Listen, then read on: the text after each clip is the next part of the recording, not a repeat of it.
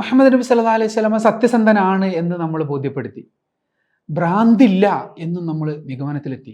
ഇനി അവിടുത്തെ സന്ദേശങ്ങളെക്കുറിച്ച് ചർച്ച ചെയ്യുന്ന സമയത്ത് വിശുദ്ധ ഖുർആനിൽ എന്തൊക്കെ കാര്യങ്ങളാ പറയുന്നത്?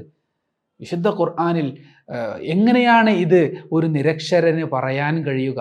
നിയമം റസൂലുള്ള പഠിച്ചിട്ടില്ല, ഒന്നും പഠിച്ചിട്ടില്ല, പഠിച്ച അറിവ് തങ്ങൾക്കില്ല തന്നെ. നിയമം പഠിക്കാതെ എങ്ങനെയാണ്, ഫിലോസഫി പഠിക്കാതെ എങ്ങനെയാണ് നിയമങ്ങൾ നടപ്പിലാക്കാൻ കഴിയുക? ജ്യോത്സ്യം പഠിക്കാതെ എങ്ങനെയാണ് പ്രവചിക്കാൻ കഴിയുക? കഴിയില്ലല്ലോ. അപ്പൊ പുണ്യ നബി സല്ലല്ലാഹു അലൈഹി വസല്ലം ഒന്നും പഠിച്ചിട്ടില്ല എന്നതിന് മക്കക്കാർക്ക് യാതൊരു സംശയമില്ല. ഖുർആൻ അത് പ്രഖ്യാപിക്കുകയും ചെയ്തു. അങ്ങനെയാണെങ്കിൽ മുഹമ്മദ് നബിയെ വധിക്കാൻ വരെ തയ്യാറായ, പ്രീണിപ്പിക്കാൻ തയ്യാറായ, ഭീഷണിപ്പെടുത്താൻ തയ്യാറായ, വാഗ്ദാനം നൽകാൻ തയ്യാറായ ഈ ശത്രുക്കൾക്ക് എളുപ്പമായിരുന്നല്ലോ മുഹമ്മദ് നബിയുടെ ഗുരുവിനെ കണ്ടെത്തിയാൽ പോരെ. ഈ സന്ദേശങ്ങളൊന്നും അള്ളാഹുവിൽ നിന്നുള്ളതല്ല, മറിച്ച് മുഹമ്മദ് നബിക്ക് ആളുകൾ പറഞ്ഞു കൊടുത്തതാണ് എന്ന് ജനങ്ങളെ ബോധ്യപ്പെടുത്തിയാൽ പോരെ. അത് ഏറ്റവും കൂടുതൽ സാധിക്കുക സമകാലീനർക്കാണല്ലോ, അന്നത്തെ ആളുകൾക്കാണല്ലോ, അവർക്കാണല്ലോ അത് കഴിയുക. അവരെന്തുകൊണ്ട് അതിന് ശ്രമിച്ചില്ല? അങ്ങനെ ഒരാളില്ല എന്നത് തന്നെയാണ് യാഥാർത്ഥ്യം. പിന്നെ പിൽക്കാലക്കാർ, ഓറിയന്റലിസ്റ്റുകൾ, ഇസ്ലാം വിമർശകർ, അവരിങ്ങനെ ചരിത്രത്തിൽ ഇങ്ങനെ വായിച്ചു നോക്കി പല ഊഹക്കഥകളും മെനയാൻ ശ്രമിച്ചിട്ടുണ്ട്. അതൊക്കെ ചരിത്രത്തിൽ തന്നെ നാമാവശേഷമായി പോവുകയും ചെയ്തിട്ടുണ്ട്. അതിലൊന്നിങ്ങനെയാണ്, പ്രവാചകൻ സല്ലല്ലാഹു അലൈഹി വസല്ലമ ചെറുപ്രായത്തിൽ കച്ചവട യാത്ര പോകുമ്പോൾ 12-ാം വയസ്സിൽ ബഹീറയെ കാണുന്നുണ്ടല്ലോ, സിറിയയിലേക്ക് പോകുന്ന വഴി ബഹീറയെ കാണുന്നുണ്ട്. അപ്പോൾ ഇവർ പറയാണ്, എങ്കിൽ ബഹീറ പറഞ്ഞു കൊടുത്ത അറിവാണ് ഖുർആൻ. 12 വയസ്സിൽ ബഹീറ പറഞ്ഞു കൊടുത്തതാണ് വിശുദ്ധ ഖുർആനും അനുബന്ധ ജ്ഞാനങ്ങളും. അതാണ് പിന്നീട് സാന്ദർഭികമായി 40 വയസ്സിൻ്റെ ശേഷം സന്ദർഭോചിതമായി വിശുദ്ധ ഖുർആനിൻ്റെ രൂപത്തിൽ റസൂലുള്ളാഹി സ്വല്ലല്ലാഹു അലൈഹി വസല്ലം അവതരിപ്പിച്ചത്. 12 വയസ്സിൽ അന്ന് ബഹീറ പറഞ്ഞു കൊടുത്താണ്. ഇതൊക്കെ വിശ്വസിക്കണമെങ്കിൽ ഇനി ബഹീറ റസൂലുള്ളാഹിനെ കാണുമ്പോൾ റസൂലുള്ള ഒറ്റയ്ക്കാ? റസൂലുള്ള ഒരു കച്ചവട സംഘത്തിനൊപ്പമാണ്. ബഹീറയും റസൂലും നേരിട്ട് സംസാരിച്ച്, ഒരുപാട് നീണ്ട് സംസാരിച്ചതിന് രേഖകളില്ല. അന്ന് തങ്ങളുടെ കൂടെ കച്ചവടത്തിന് പോയവർ തങ്ങൾ നബിയായതിൻ്റെ ശേഷവും ജീവിച്ചിരിപ്പുണ്ട്. അബൂ താലിബ് അന്ന് കൂടെയുണ്ട്.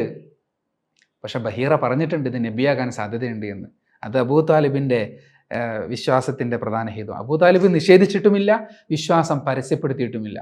നിഷേധിച്ചാലാണ് കാഫിറാകുക, വിശ്വാസം പരസ്യപ്പെടുത്തിയിട്ടില്ല. അതുകൊണ്ട് മുഅ്മിനാണ് എന്ന് വിശ്വസിക്കൽ നമുക്ക് ബാധ്യതയുമല്ല. പക്ഷേ പണ്ഡിതർ പറഞ്ഞിട്ടുണ്ട്, ഗ്രന്ഥങ്ങൾ ഒരുപാട് വിരചിതമായിട്ടുണ്ട്, അബൂ താലിബ് വിശ്വാസിയാണ്, രക്ഷപ്പെടുന്ന ആളാണ് എന്ന് സ്ഥാപിച്ചുകൊണ്ട്. ഇന്നത്തെ നമ്മുടെ വിഷയം അതുമല്ല. മറിച്ച് ബഹീറ അന്ന് പറഞ്ഞു കൊടുത്തിട്ടുണ്ടെങ്കിൽ അത് ആര് കേൾക്കണം? 23 വർഷം കൊണ്ട് ഈ സമഗ്രമായ സന്ദേശം മുഴുവനെന്ന് ബഹീറ പറഞ്ഞു കൊടുക്കുമോ? പിന്നീട് 2-ാം കച്ചവട യാത്ര പോകുന്ന സമയത്ത് 25-ാം വയസ്സിൽ അല്ലേ, തുടർന്നാണ് റസൂലുള്ളാഹിന്റെ വിവാഹം സംഭവിക്കുന്നത്. അന്ന് ബഹീറയെ കണ്ടു എന്ന് അഭിപ്രായപ്പെടുന്നവരുണ്ട്. അതല്ല, നെസ്തോർ എന്ന മറ്റൊരു വേദപണ്ഡിതനാണ് എന്ന അഭിപ്രായമുണ്ട്. ഏതാകട്ടെ, അത് ബഹീറ തന്നെയാണ് എന്ന് വിശ്വസിക്കുക, അല്ലെങ്കിൽ ബഹീറയോട് ബന്ധമുള്ള ഒരാളാണ് എന്ന് നമുക്ക് സമ്മതിക്കാം. പക്ഷെ അന്ന് പുണ്യനബിയെ കൂടെ കച്ചവട സംഘമുണ്ട് എന്ന് മാത്രമല്ല, പുണ്യനബിയുടെ അനക്കാടക്കങ്ങൾ വീക്ഷിക്കാൻ വേണ്ടി ഖദീജ ബീവി മൈസറത്ത് എന്ന അടിമയെ പറഞ്ഞയച്ചിട്ടുണ്ട്, ഒരു പുരുഷ അടിമയെ. ആ മൈസറത്താണ് പിന്നീട് മേഘം തണൽ വിരിച്ചു കൊടുത്തതും മറ്റുമൊക്കെ പറഞ്ഞു കൊടുത്ത് ഖദീജ ബീവിക്ക് മനസ്സിൽ ബോധ്യപ്പെടുത്തുന്നത്. ഖദീജ ബീവിക്ക് ഉറപ്പായിരുന്നു മുഹമ്മദ് നബി സല്ലല്ലാഹു അലൈഹി വസല്ലം അള്ളാഹിൻ്റെ റസൂലാണ് എന്ന്. അതുകൊണ്ടാണ് അവർ വിവാഹത്തിനും വന്നത്.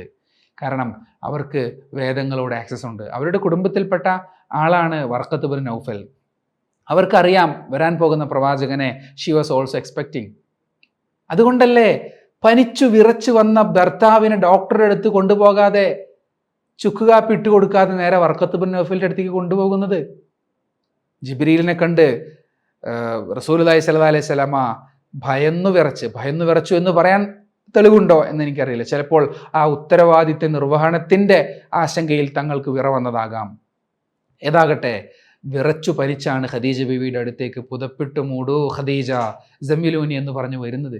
ആ സമയത്ത് ഖദീജ ബീവി പിന്നെ റസൂലുള്ളാഹിനെ കൊണ്ടുപോകുന്നത് എവിടേക്കാണ്?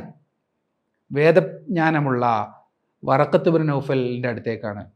ഇബ്രാഹിമി പാതയിൽ, ഹനീഫിയത്തിൻ്റെ പാതയിൽ ജീവിക്കുന്ന വർഖത്ത് ഇബ്നു നൗഫലിൻ്റെ അടുത്തേക്കാണ് കൊണ്ടുപോകുന്നത്. കാരണം ഖദീജ ബീവിക്ക് സൂചനയുണ്ട് ഇത് നബിയാണ് എന്ന്, നബി ആകാൻ ഇടയുണ്ട് എന്ന്. അത് മുൻപ് അനേകം രംഗങ്ങളിൽ അവർക്ക് ബോധ്യമായതാണ്. She was waiting that day. അതുകൊണ്ടാണ് ഇന്ന് ഉംറയ്ക്ക് പോകുന്ന ആളുകൾക്ക് നടന്നു കയറാൻ പ്രയാസമുള്ള ആ ഹിറാ ഗുഹ, ജബലുന്നൂർ പർവ്വതത്തിലെ ആ ഹിറാ ഗുഹയിലേക്ക് മഹദി പുണ്യനബിക്ക് ഭക്ഷണം കൊണ്ടു കൊടുക്കാൻ ദിവസത്തിൽ ഒന്നിലേറെ തവണ നടന്നു ചെന്നത്. ആ സമയത്ത് ഖദീജ ബിയുടെ പ്രായം 55 വയസ്സാണ്. കാരണം ഇവർക്ക് അറിയാം ഇത് നബിയാകാൻ സാധ്യതയുണ്ട് എന്ന്.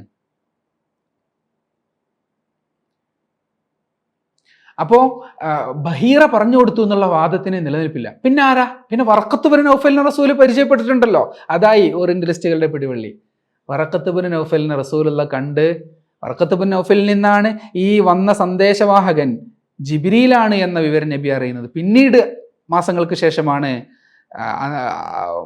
നുബുവത്തിൻ്റെ ഔദ്യോഗികമായ അറിയിപ്പ് റസൂലുള്ളാഹിക്ക് ലഭിക്കുന്നത്. പിന്നീടാണ് പ്രബോധനത്തിനുള്ള ഉത്തരവാദിത്വവും കൽപ്പനകളും ഒക്കെ വരുന്നത്. അതിനു മുമ്പേ വറഖത്ത് ബിൻ നൗഫലിനെ കാണുന്നുണ്ട്. പക്ഷെ വറഖത്ത് ബിൻ നൗഫൽ പിന്നീട് അധികകാലം ജീവിച്ചിരിക്കുന്നില്ല. റസൂലുള്ളാഹിന്റെ പരസ്യപ്രബോധനത്തിനുള്ള ഉത്തരവാദിത്തം കൽപ്പന വരുന്നതിൻ്റെ മുൻപേ വറഖത്ത് ബിൻ നൗഫൽ മരണപ്പെട്ടു. അതുകൊണ്ട് റസൂലുള്ളാഹിൽ പരസ്യമായി വിശ്വസിക്കാൻ അദ്ദേഹത്തിന് കഴിഞ്ഞില്ല. അദ്ദേഹവും വിശ്വാസിയാണ്, അദ്ദേഹം വിശ്വാസികളിൽ ആദ്യ പുരുഷനാണ് എന്ന് അഭിപ്രായപ്പെടുന്ന ആളുകൾ വരെയുണ്ട്. ഈ വറഖത്ത് ബിൻ നൗഫലാണോ ആ കുറഞ്ഞ സമയത്തിനുള്ളിൽ പറഞ്ഞു കൊടുത്തതാണോ ഈ വിശുദ്ധ ഖുർആൻ? ഇത്രയേറെ ജ്ഞാനങ്ങൾ. അങ്ങനെയാണെങ്കിൽ കൂടെ ഉണ്ടായിരുന്ന ഖദീജ ബീവിക്ക് ഡൗട്ടാവണ്ടേ? ഈ കാര്യങ്ങളൊക്കെ അന്ന് വറഖത്ത് ബിൻ നൗഫൽ പറഞ്ഞതല്ല, അല്ലാതെ അള്ളാന്റെ റസൂലിന്, എൻ്റെ ഭർത്താവായ അള്ളാന്റെ റസൂലിന് ജിബ്രീൽ പറഞ്ഞു കൊടുക്കണതാണ് എന്നുള്ളതൊക്കെ നുണയാവണ്ടേ എന്ന് ആർക്ക് തോന്നണ്ടേ? ഖദീജ ബീവിക്ക് തോന്നണ്ടേ? തോന്നിയില്ലല്ലോ. അപ്പോൾ ഇതൊക്കെ വളരെ ബാലിശമായ വാദങ്ങളാണ്, സമകാലീനരായ ആളുകൾ പോലും ഉന്നയിക്കാത്ത കാര്യങ്ങളാണ്. പിന്നെ ഈ ആളുകൾ മുഹമ്മദ് നബി സല്ലല്ലാഹു അലൈഹി വസല്ലമ അക്ഷരം അറിയില്ല എന്നതിൽ ആർക്കും തർക്കമില്ല. കാരണം ഖുർആൻ അത് പ്രഖ്യാപിച്ചു. വമാ കുൻത, സൂറത്തുൽ അൻകബൂത്ത് 48-ാം വചനം, വമാ കുൻത തത്ലൂ മിൻ ഖബ്ലിഹി മിൻ കിതാബ് വലാ തഖുതുഹു ബിയമീനിക്. അങ്ങ് മുൻപ് ഒരു വചനവും പാരായണം ചെയ്തിട്ടില്ല, ഒരു ബുക്കും വായിച്ചിട്ടില്ലല്ലോ അങ്ങ്. You haven't recited any book before. അതുപോലെ വലാ തഖുതുഹു ബിയമീനിക്, അവിടുത്തെ വലതുകരം കൊണ്ട് ഒന്നും എഴുതിയിട്ടില്ലല്ലോ. അപ്പം ഇടതുകരം കൊണ്ട് എഴുതിയെന്നായിരിക്കും അർത്ഥം എന്നൊക്കെ വ്യാഖ്യാനിച്ച് വെളുപ്പിക്കാൻ ശ്രമിക്കേണ്ട. അങ്ങ് ഒന്നും രചിച്ചിട്ടില്ലല്ലോ, എഴുത്തും വായനയും അറിയില്ലല്ലോ എന്ന് ഖുർആൻ സാക്ഷ്യപ്പെടുത്തുകയാണ്. അങ്ങനെ അല്ല, എഴുത്തും വായനയും അറിയുമെന്ന് ആർക്കെങ്കിലും ബോധ്യമുണ്ടെങ്കിൽ അവരൊന്ന് തിരുത്തണ്ടേ? ആരും തിരുത്തുന്നില്ലല്ലോ. അത് നമുക്ക് അടുത്ത ഭാഗത്ത് കൂടുതൽ വിശദീകരിക്കാം. അവിടുത്തെ നിരക്ഷരതയെക്കുറിച്ച് ഹുദൈബിയ സന്ധിയുമായി ബന്ധപ്പെടുത്തിയൊക്കെ അവിടെ നമുക്ക് വിശദീകരിക്കാനുണ്ട്. അപ്പോൾ പിന്നെ ഇവർ പറഞ്ഞു അത് മറ്റു ചില അടിമകളാണ് റസൂലുള്ളാഹിക്ക്, വേദജ്ഞാനം ഉള്ള കുറച്ച് അടിമകളാണ് റസൂലുള്ളാഹിക്ക് കാര്യങ്ങൾ പറഞ്ഞു കൊടുക്കുന്നത്. അപ്പോൾ നമുക്ക് തോന്നുന്നു റസൂലുള്ളാഹിന്റെ അടിമകളാണോ? അല്ല, ഇവർ ഖുറൈശികളിൽപ്പെട്ട അതിസമ്പന്നരായ ആളുകളുടെ അടിമകളാണ്. അവരെങ്ങനെയാ തങ്ങളുടെ ഉടമകൾ അറിയാതെ റസൂലുള്ളാഹിയുമായി സൗഖ്യം സ്ഥാപിക്കുക, ബന്ധം സ്ഥാപിക്കുക? അങ്ങനെ ബന്ധം സ്ഥാപിച്ചതിന് തെളിവുകൾ വേണ്ടേ? ദൃക്സാക്ഷികൾ വേണ്ടേ? അതൊന്നും ഇല്ലല്ലോ. അദ്ദാസ്, ആമിർ, ജബർ തുടങ്ങിയ ആളുകളാണ് ഈ ആരോപണ വിധേയർ. ഇവർ പഠിപ്പിച്ചതാണ് വിശുദ്ധ ഖുർആനെങ്കിൽ നമ്മൾ ഒന്ന് വിചാരിച്ചു നോക്കുക. അങ്ങനെയാണെങ്കിൽ ഈ ഖുർആനിൻ്റെ അമാനുഷികത, അറബി കവിതയിൽ നിപുണരായ, സാഹിത്യത്തിൽ നിപുണരായ അറബികൾക്ക് അനുകരിക്കാൻ കഴിയാത്ത അമാനുഷികത. ഖുർആൻ ആരെങ്കിലും പാരായണം ചെയ്യുന്നുണ്ടെങ്കിൽ അവിടേക്ക് പോകുന്നവരോട് ഖുറൈശികൾ പറയും, മക്കക്കാർ പറയും, നിങ്ങൾ ചെവിപൊത്തി പോയിക്കോ, മുഹമ്മദിന്റെ മാരണത്തിൽ നിങ്ങൾ പെട്ടുപോകും എന്ന് പറയുമായിരുന്നു. അത്രയേറെ വശ്യതയുള്ള വിശുദ്ധ ഖുർആൻ. ആ വിശുദ്ധ ഖുർആൻ റസൂലുള്ളാഹിക്ക് പറഞ്ഞു കൊടുത്തത് ഞങ്ങളാണെങ്കിൽ ഇവരിതിൻ്റെ ക്രെഡിറ്റ് എടുക്കണ്ടേ? ഞങ്ങളെ പറഞ്ഞു കൊടുത്തെന്ന് പറയണ്ടേ? പറയണില്ലല്ലോ. തെളിവില്ലാതെയുള്ള ആരോപണങ്ങൾക്ക് യാതൊരു പ്രസക്തിയുമില്ല എന്നാണ് നമ്മൾ മനസ്സിലാക്കേണ്ടത്. ഇനി ഇതൊക്കെ പോട്ടെ, സിമ്പിളായി ചിന്തിക്കാം. 23 വർഷം കൊണ്ടാണല്ലോ വിശുദ്ധ ഖുർആന്റെ അവതരണം പൂർത്തിയാക്കുന്നത്. അതൊക്കെ സാന്ദർഭികവുമാണ്. ഇതൊന്നും മുൻകൂട്ടി പറയാൻ പറ്റില്ലല്ലോ. ഇപ്പോൾ ഒരാൾ തൻ്റെ ഭാര്യയെ തൊലാഖ് ചെല്ലുന്നതുമായി ബന്ധപ്പെട്ട് റസൂലുള്ളാഹിനോട് സംശയം ചോദിക്കുമ്പോഴാണ് അതുമായി ബന്ധപ്പെട്ട വചനം ഇറങ്ങുന്നത്. ലിആനിൻ്റെ സൂറത്തുന്നൂറിലെ ലിആനിൻ്റെ വചനം ഇറങ്ങുന്നത് അതുമായി ബന്ധപ്പെട്ട് സഹാബി റസൂലുള്ളാഹിനോട് സംശയം ചോദിക്കുമ്പോഴാണ്, ആവശ്യം ഉന്നയിക്കുമ്പോഴാണ്. പല വചനങ്ങളും യസ്അലൂനക, അങ്ങയോട് അവർ ചോദിക്കുന്നുണ്ട്, അനിർ റൂഹി, അങ്ങനെ ഒരുപാട് വചനങ്ങൾ ഖുർആനിൽ നമുക്ക് കാണാമല്ലോ. അനിൽ അഹില്ല, അനിൽ, ധാരാളം ചോദിക്കുന്നുണ്ട്. അപ്പോൾ അതിനുള്ള മറുപടി പിന്നീട് കുറച്ച് കഴിഞ്ഞിട്ടാണ് റസൂലുള്ളാഹിക്ക് അല്ലാഹ് അറിയിച്ചു കൊടുക്കുന്നത്. അപ്പോഴാണ് റസൂലുള്ളാഹി പറഞ്ഞു കൊടുക്കുന്നത്. അപ്പോൾ 23 വർഷം തങ്ങളുടെ കൂടെ നടന്ന ഒരാൾക്ക് ഈ ഖുർആനിക വചനം പഠിപ്പിച്ചു കൊടുക്കാൻ പറ്റും. ഇനി അപ്പോൾ അയാൾക്ക് എവിടെ നിന്ന് കിട്ടിയെന്നുള്ള ചോദ്യം വരില്ലേ? ഇത് ഒരു മനുഷ്യനും അനുകരിക്കാൻ കഴിയാത്ത അമാനുഷികമായ ഖുർആൻ മുഹമ്മദ് നബിക്ക് അവതരിപ്പിക്കാൻ കഴിഞ്ഞെങ്കിൽ ഇത് അള്ളാഹു അറിയിച്ചു കൊടുത്തതാകണം. ഇതാണ് നമ്മുടെ സമർത്ഥനം. അപ്പോൾ ഒരു പറയാം, അല്ല മുഹമ്മദ് നബി അല്ല, പിന്നെ വേറൊരു മനുഷ്യനാ. അപ്പോൾ ആ മനുഷ്യനെ എവിടെ നിന്ന് കിട്ടി? The question still remains. You couldn't solve it, but making it more complex. ഇനി അങ്ങനെ ജസ്റ്റ് ഒന്ന് സങ്കല്പിച്ചു നോക്കാം, അതിൻ്റെ പ്രശ്നങ്ങൾ അവിടെ നിൽക്കട്ടെ. അങ്ങനെയാണെങ്കിൽ 23 വർഷം തങ്ങളുടെ ഒപ്പമുള്ള ഒരാൾക്കല്ലേ ഇതിന് പറ്റൂ? അങ്ങനെ ഒരാളെ നമ്മൾ കാണുന്നുണ്ടോ? 23 വർഷം തങ്ങളുടെ ഒപ്പമുള്ളത് സിദ്ദീഖ് റളിയല്ലാഹു അൻഹു 23 വർഷം റസൂലുള്ളാഹിന്റെ ഒപ്പമുണ്ട്. അപ്പോൾ സിദ്ദീഖ് റളിയല്ലാഹു അൻഹു ആയിരിക്കണം പിന്നെ പറഞ്ഞു കൊടുത്തെന്ന് ഇവർക്ക് വാദിക്കേണ്ടി വരും. എത്ര ബാലിശമായ വാദം! വിശ്വാസത്തിന് വേണ്ടി ഇത്രയേറെ സേവനം നൽകിയ, സമർപ്പണം നൽകിയ, ലോകത്തെ മുഴുവൻ മനുഷ്യരുടെ വിശ്വാസവും സിദ്ദീഖിന്റെ വിശ്വാസവും തൂക്കി നോക്കിയാൽ, തുലനം ചെയ്ത് നോക്കിയാൽ സിദ്ദീഖിന്റെ തട്ട് താഴ്ന്നിരിക്കും എന്ന് പറഞ്ഞ സിദ്ദീഖ് റളിയല്ലാഹു അൻഹു.